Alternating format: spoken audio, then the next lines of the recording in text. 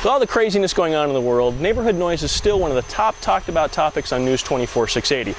Now, we've done those stories in the past, and in particular, a story featuring some video of some of the new technology used in garden trimmers and blowers using lithium-ion technology. So we decided here at News 24 680 to test this technology out, and by way of just having some fun, getting J.D. O'Connor out from behind his editorial desk and, getting some yard work done.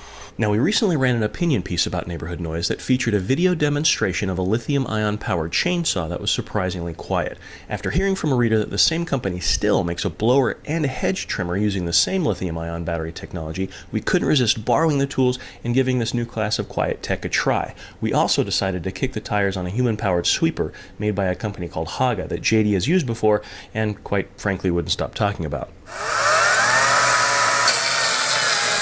All of the tools performed well and were quieter than their gas-powered counterparts, and because they're cordless, they're certainly more convenient than plug-in versions.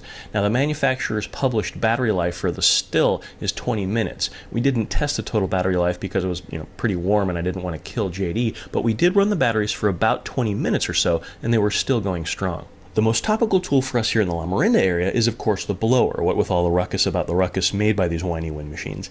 It's interesting that out of all the still tools we tested, only the blower has a decibel rating printed on its label.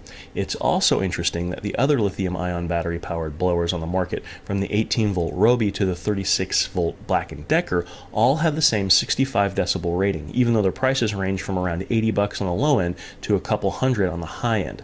The still blower is a bit pricier at $300, but we tested that brand because it's the same brand as the chainsaw in the video we posted, and our generous reader had the whole lineup of still toys, so how could we resist?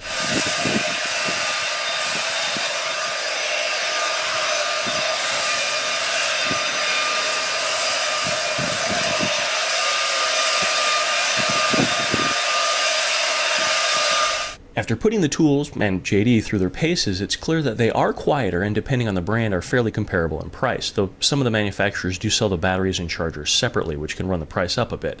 So for those of us here at News 24 680 who are into yard work, pretty much just JD, we've heard the future, and it's quieter.